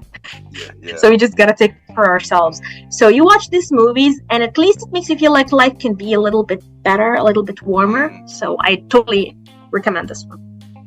Okay, dope. I definitely want to check this movie out then. Anything in Jaylan, check it out. I'm gonna check it out. She got really good choices. All right, so my number 24 is a classic. Also a part of my childhood. They have a movie of it. They also had a cartoon of this in my childhood as well. They are making another sequel to this movie with another reboot of this movie they made, I believe, in 2021. But they have a part 2 of that reboot movie next year. It got pushed back to next year. I didn't watch the reboot movie yet. I didn't get a chance to, because I definitely want to. But the original I'm talking about is the Ghostbusters Part 1 and 2. Part 1 came out in 1984. Yes, Part 2 came out in 1989. Of course they Yeah, but got not Bill. not the reboots. Oh no. I talk about the original too. Bill Murray, Dan Aykroyd, Ernie, Best. and Harold Ramis, and of course Rick Moranis. Rick Yes. Moranis. Yes, I love these. I love these movies, man. This is my childhood. I could Me watch this too. movie anytime. I enjoy Ghostbusters, and the theme song. Of course, the theme song, the iconic theme song, is amazing as well. Me too. Me I, too. yeah, I just love it. me You can too. dance I to love it it too. anytime. Yeah, me too. I'm not gonna lie. I did not like the third movie they came out with the girls Ghostbusters. I wanted to like it, but I just could not get into it. I just couldn't get into it at all. I don't think they have, like, you guys take a concept or a franchise like that and you want to Yeah, make it, remodernize it. I'm yeah, totally cool with it, but give it something, like give it yeah, an air. What made these movies iconic back in the day is the way that people were original, they were yeah. cool, Exactly, they were exactly. creative, they were artsy. Now you're just plain boring and lazy and you're just Yeah, doing trash. And you think that when you fill it with, like, the Charlie's Angels remake, like, why you guys did you make it? I love the yeah, Drew yeah, Barrymore, Karen Diaz one. It was just so cool. And Lucy Liu, of course. It was so cool and so hot. And the newer one was trash. Like, why would you make it? It's boring. Oh yeah, It's right. pointless. Oh, Actors I forgot. I didn't forgot. really have chemistry. I forgot that. I forgot they had a newer one. I forgot about that. I forgot about that one. Actually, I mean, forgot about that one. Wow. Lucky, it was shitty. You have to forget about it. Yeah, Yeah. because it There you go. sucks. There you go. And yeah, Totally. I Like, why didn't like. make I a didn't. reboot of Ghostbusters? It's so iconic. Yeah. I didn't like how when they did with the woman version. 'Cause I wanted a third one directly from the original. I wanted that one. I wanted, but then they made another reboot of Ghostbusters called Afterlife. Ghostbusters Afterlife. I didn't watch that one, but I heard that's more of a direct reboot from the original. So that's why I kind of wanted to see it because more directly to the Really? original of the original. Yeah, I heard it. I heard it more directly to the original of the original. But yeah, but of course nothing can beat Ghostbusters 1 and 2 in the 80s, and yeah, No, sorry. yeah, those are classics. Those are classics. So what's your number 23? Okay, it's a very crazy and creepy movie. Okay, Yorgos Lanthimos is now one of those Greek directors whom when you watch him, he has all these great Hollywood names, okay, backing him up. But back in the day, he used to make these movies with only Greek unknown actors, okay? And this movie, Dogtooth, made, I think it was like his first major picture, like in 2009. And it's a crazy, creepy, weird movie about parenting and about parents and about being a parent. And I don't know, it like freaked me out, but I loved it nonetheless. So yeah, it's insane, and it goes insane like quickly. Like you don't know, like, okay, what's going on, guys? Okay, stop, no, and then they start going crazier. So for that energy to be in a movie and yet you like it and you feel like, wow, you guys are chill. So yeah. That's really dope. That's really dope. Because I gotta check this out too. Yes. So my number 23. I got this movie that made from an artist that was made in the 1984. That was made in 1984, and this movie was pretty interesting. I could watch it as a kid. Hey. Until one day I snuck and watched it late at night. I thought I'd watch this movie, and this movie is a classic movie. And this artist is a big deal. The artist is a big deal. I got Purple Rain by Prince. Purple Rain. Purple I Rain. didn't. Can you believe I didn't watch it yet? Wow. You never watched Purple Rain? On my watch list. Purple Rain was made by. Never. Can you believe it? Wow. Yeah, so Purple Rain was made by Prince. Prince. Yeah, Prince. Yeah, the artist Prince. It had Morris Day in it. It had the Revolution in it, and it's a really, really good movie. It's a really good movie. Like really good movie. And Yeah, it's a rock musical, and it's really dope. I know you definitely would enjoy this movie. definitely, I think it's artsy. It's like Prince like, but it's really not Prince like. You would have thought it was a biopic, but it's not a biopic at all. It's a biopic about his character, but not really about him. Yeah, but it's really good. It's really good. And also, he have an album. Even better. He have an album of it too. The soundtrack is amazing. I know the album. The Of course, which is why. Yeah, this is like. Yeah, I listened to the songs of the album, but never. Yeah. Well, you gotta watch the movie. Now you gotta watch the movie to match the song. Cause when you watch the movie, the songs make more sense. Songs make more sense. And and also this would. All right. Okay. Yeah, so you actually check out Purple Rain. Amazing movie. It's a classic. It's a classic. So what's your number 22? We're almost done. Oh, almost done. Who would have thought? Wow, what a ride.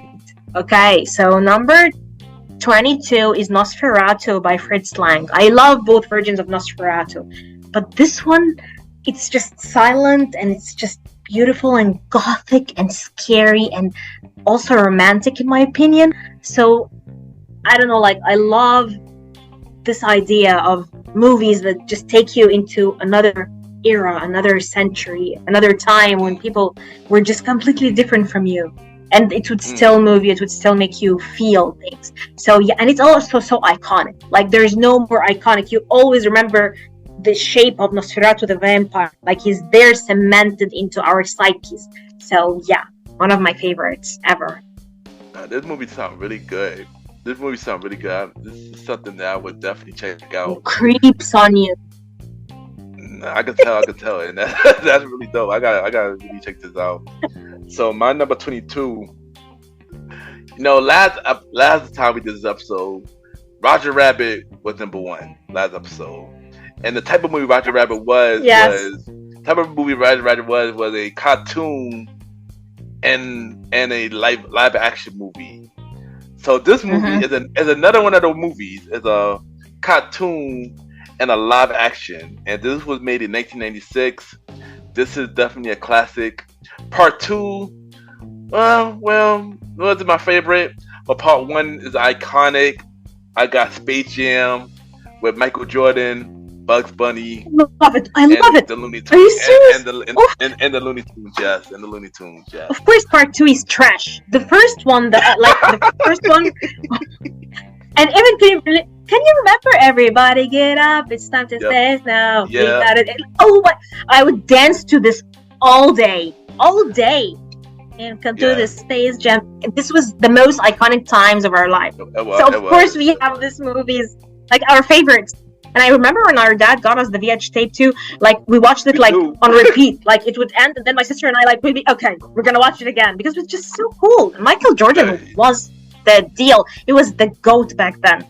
Like everybody was rooting for him. You know what crazy? We had a VHS as well, and we watched it until the tape broke. That's how much we love this movie. Me and my family. So much you love the movie, yeah. And I was a big Bud Bunny fan as well, and I was a big Michael Jordan fan. So this movie meant Looney Tunes so much. A lot. This movie meant a lot to me as a kid, and I love this movie. I love Looney Tunes. So me too. I love them so much. Yeah, Space Jam is my number 22. Here, fun fact. They was supposed to have an original sequel to Space Jam with Michael Jordan in it. A Space Jam with Michael Jordan, but it never happened. Cause he didn't want to do a sequel. Also, they wanted to do more sports people in Space Jam, like Tiger Woods and other sports greats to be a part of Space Jam with the Looney Tunes, but those ideas never went through.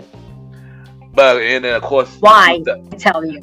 I can't remember. I think because I have a theory. I think it's the script. It's too hard to write. I think it's the script. Yeah, and it's expensive too. It has to be someone who's exactly. It's expensive, and they have to be very aware of the sport The character and the cartoons. And this is a combination that I don't think a lot of people can do. That's really true. And I'm not gonna lie, when part 2 came out with LeBron James, I was a little excited about it. And then when I watched it, it's just like I realized that this wasn't for our generation. This was for the new lazy. Yeah, for the new generation. It wasn't for our maybe generation. For the new guys, yeah.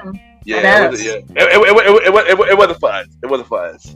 So that's why we were forever good. Yeah, maybe good for the younger ones. Yeah, the younger. So that's why we will forever cherish Space Jam from 1996. Yeah, our Space Jam. Our Space Jam. So what's your number 21? What's your number 21? Dun dun dun dun dun.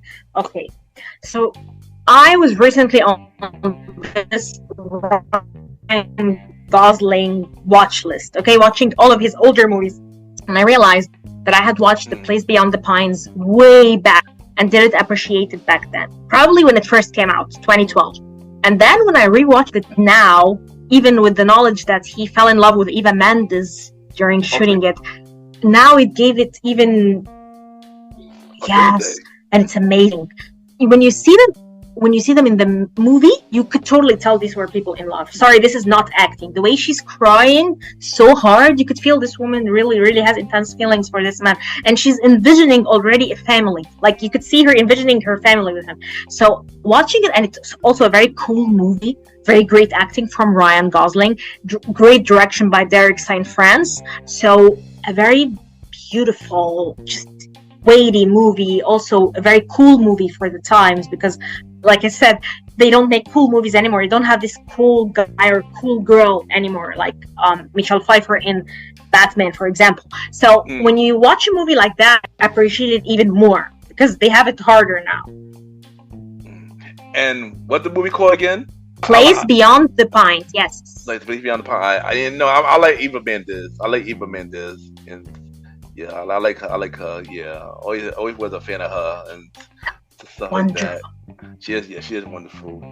And yeah, I gotta check this movie out too. You know, because you have to, Ken. She's so hot. Are you serious? She is. I ain't gonna lie. I do gotta question her. Sorry. Ryan Gosling is married to her, right? Ryan Gosling, right? Married to her, right? She married to Ryan Gosling, right? Sorry, Ryan. Yeah, when they met in this movie, they fell in love. They met in this movie. Oh wow, that's dope. Oh, that's dope. Wow. Yes, and they fell in love, and it was amazing. When you watch it, just watch it and watch their scenes, you would know. You would feel it. I gotta check this out. And sorry, Ryan Gosling, I gotta question your wife.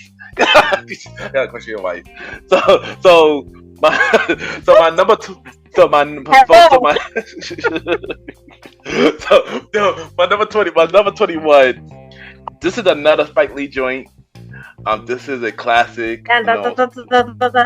Spike Lee had many amazing roles, but it's nothing like this movie right here. It's like another Spike Lee movie that I love. I Gotta Do the Right Thing as my 21. And this is a really I was gonna say it. Of course. Do the Right Thing. Yeah, Do the Right Thing. 1989. Spike Lee. Abby Davis. Dope. Yes. Samuel Jackson again. Samuel Jackson and Martin Lawrence in here. It's dope, and it's very. Yes. It has to be like Samuel L. Jackson is like the darling of all the auteurs. Like all the great directors are after him because he's so iconic and he can portray a lot of things. They have to. He's a chameleon. But seriously, this movie is just so hard, but it's made in a very cool way. Like it tackles really scary topics and just intense topics, but in a very cool, kind of chill, kind of funny way too. So kudos to Spike. Anytime. He's a genius. It's a comedy drama. And Spike Lee was a genius for this movie. A lot of amazing actors in this movie. And this movie is iconic as well. Spike Lee did this thing in this movie. Do the Right Thing. So, Miss Jaylan, before you go, do you have any honorable mention? It could be 1, 2, or 3. Do you have any honorable mentions? Okay, I'm sure I have. Like, I have this amazing German film. It's called System Crasher, and it's directed by Nora Finkscheit, and it's an amazing portrait of a wild child. Definitely, everybody should check it out. It's in 2019, released in 2019. And also, I have this very stylistic French film, Elevator to the Gallows. And Miles Davis, man. Miles Davis played the soundtrack. Like, can you believe you're watching a movie with Miles Davis? And you are like, oh, I want to be John Moreau walking through Paris while Miles Davis is playing after me. I want to be this person. Like, I want to be in this realm, in this universe. So it's a very, very stylized movie. I definitely recommend these two to everybody. What about you? Dope. All right, so my first one, I got this romantic movie. It's a very sad movie. I got A Walk to Remember. Mandy Moore. The song. Yeah. The song. Yeah, this is a beautiful movie, man. And yeah, this is a beautiful movie. This movie, every time I watch this movie, it gets me sad every time. Very. And this is like a love story, man. This is a love story movie right here. And yeah, A Walk to Remember. And my second movie is an Eddie Murphy movie. It got two parts of the movie. I got 48 Hours and another 48 Hours. This is a really good movie. I think this is another cop buddy movie, I believe. Yes. Eddie, this is another funny movie. This is really dope. I know it's Eddie Murphy. I think it's Nick something. Nick something, his name. But this is a really dope movie as well, and I like this movie. And this is my two I recommend to y'all to check out. Okay. Yes. Awesome. I feel like we have a good time doing this, Miss Jaylan. I feel like we might need a part 3. I feel like we might need a part 3 of this. We have to. We might need a part 3 of this. And stuff like Leo, my cat Leo is going crazy.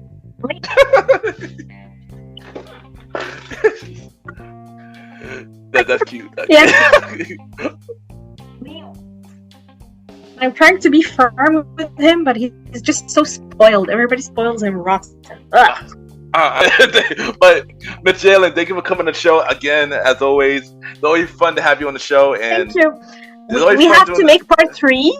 We have to and we have to make a documentary episode. We gotta make a documentary. I think I might have you as my guest co-host when we do these top 20 episodes, because it's fun doing these with you. So we're going to talk about that. Very much. Yes. But Miss Jaylan, let everybody know where they can reach you. Let everybody know where they can reach you. Show your social media.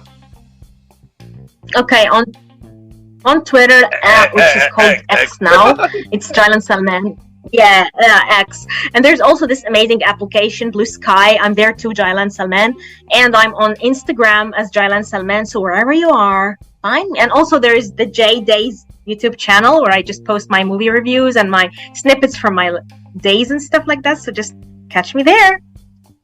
And I'll be watching those J Days. This is really good. I'll be enjoying those. So keep doing your thing, Jaylan. Keep doing your thing. And thank you. We'll be right back. Okay. All right.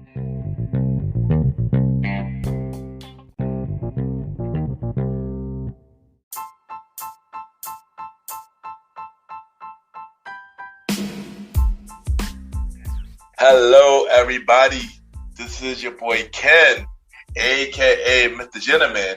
Now, I am the host of MrGentleman Lifestyle Podcast, and this commercial break is brought to you by MrGentleman Lifestyle Podcast presents Spinoff Series Thursdays. And Spinoff Series Thursday is the new home for MrGentleman Lifestyle Podcast Spinoff Series. That brought to you shows like A Conversation About Music Podcast, The Old School Show, and Date Night Talk Podcast. And A Conversation About Music Podcast is a music spin-off series where we talk about anything music, from the current music scene and the old school music scene, where we interview many guests that's in the music industry and artists about their music journey. We have a segment game called The Face Off, which is a versus inspired game. And we have roundtable discussion about variety of music topics. And y'all can check out A Conversation About Music Podcast every first Thursday at 12 a.m. every first Thursday at 12 p.m. Now, the old school show that featured myself and the star Roddy Rod is a show where we discuss anything old school, from music, TV shows, movies, and many more. We also bring in guests to join in on the old school conversation. Y'all can check out the old school show with myself and the star Roddy Rod every fourth Thursday at 12 a.m. Every fourth Thursday at 12 a.m. And last but not least, we have Date Night Talk Podcast with myself and Miss Vanna B, where we talk about anything relationship related topics like love, dating, relationships, cheating, the good and the bad, and many more. And y'all can check out this spin-off series, Date Night Talk Podcast, every second and third Thursday at 12 p.m. So look out for MrGentleman Lifestyle Podcast Presents Spin-off Series Thursday, a conversation about music podcast every first Thursdays. The old school show with myself and the star Roddy Rod every fourth Thursdays, and Date Night Talk Podcast with myself and Miss Vanna B every second and third Thursdays. And y'all can check out MrGentleman Lifestyle Podcast every Sundays for the main series and every Thursday for spin-off series Thursdays. And thank y'all for checking out this commercial break. And now back to your regularly scheduled program. True.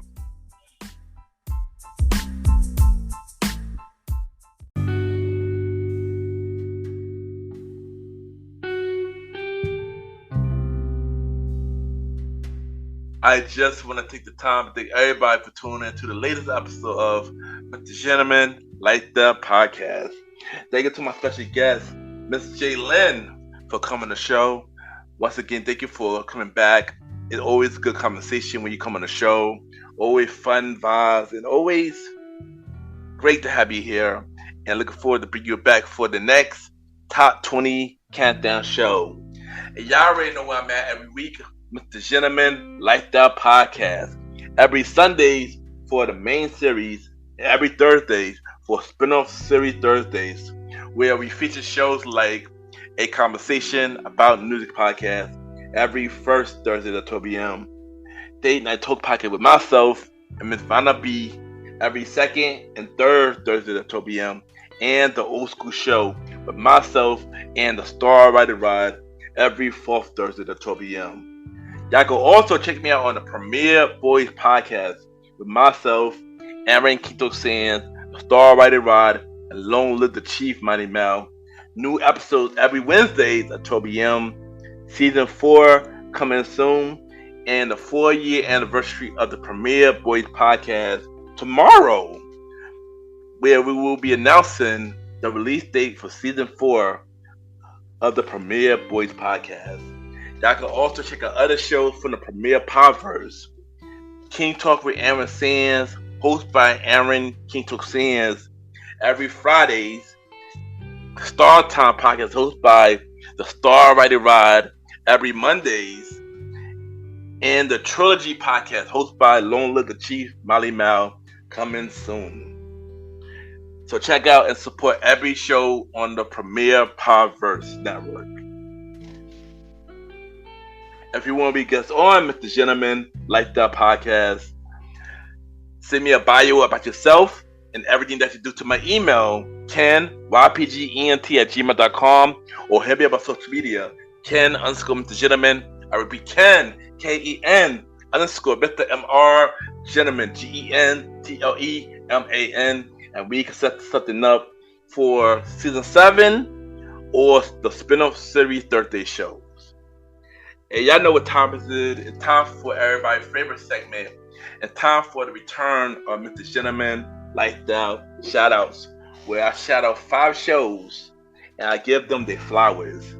And the first show that I will be talking about is this show called Ask Ashley Podcast.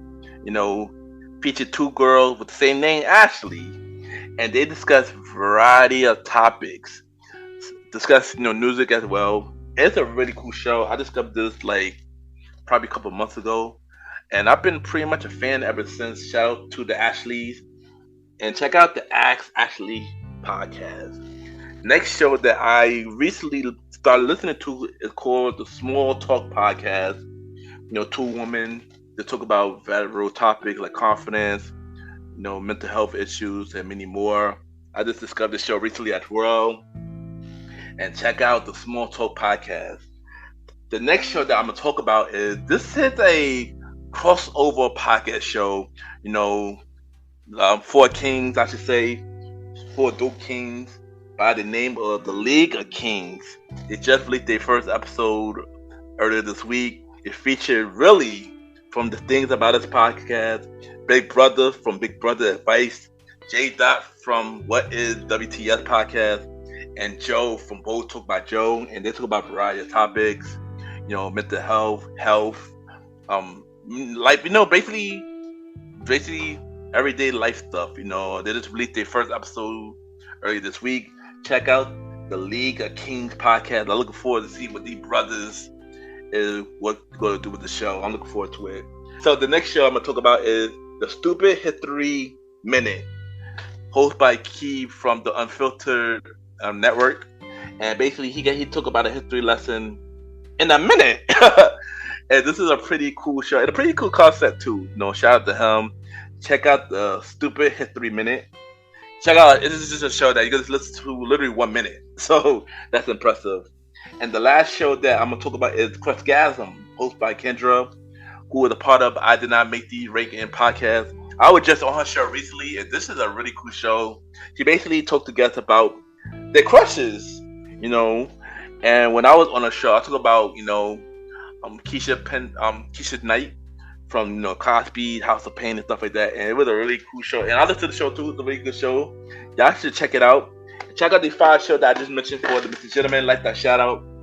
Ashley Podcast, Small Talk Podcast, the League of Kings Podcast, the Stupid History Minute, and Questgasm. Check out those 5 shows. That is MrGentleman Lifestyle Shoutouts.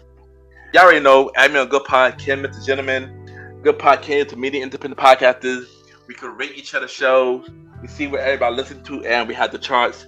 At this time, it's time for MrGentleman Lifestyle Achievements, where we spotlight everything that MrGentleman Lifestyle Podcast is doing, from charts, breaking news, articles, and stuff like that. Of course, we do got the charts, and we got the good pod charts.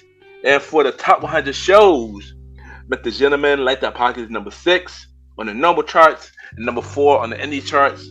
For Society and Culture, we are through number 1 for 5 days. We are through number 1 for 5 days on the Society and Culture. And for top 100 episodes, episode 125 breaks over at number 5 on the normal charts and on the indie charts. And also a conversation about New Pocket episode 11, my favorite albums, is number 7 on the normal charts and number 16 on the indie charts. So once again, thank y'all for continuing to listen, support, rate, share with a friend, get me on the charts, and continue to support MrGentleman Like the Podcast.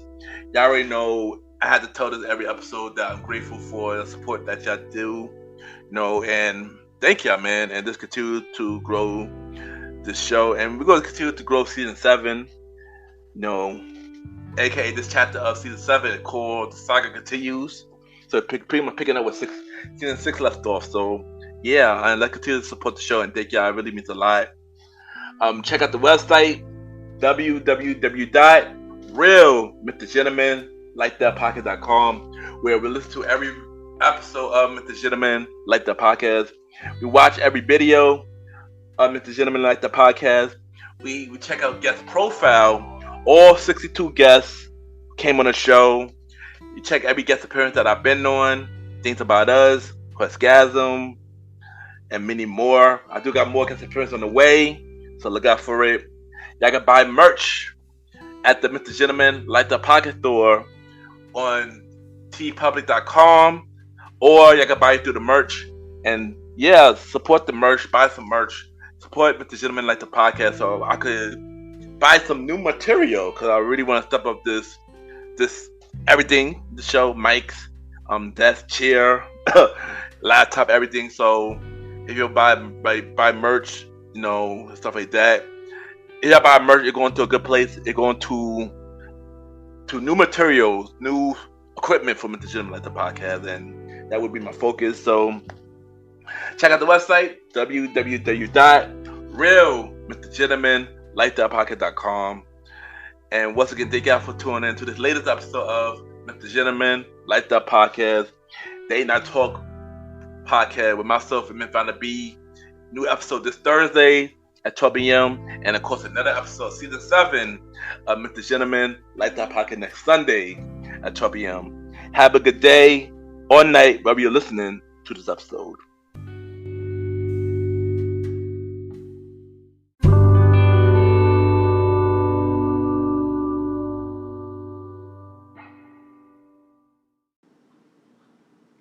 My name is Lacey, and you are now listening to Mr. Gentleman Lifestyle Podcast.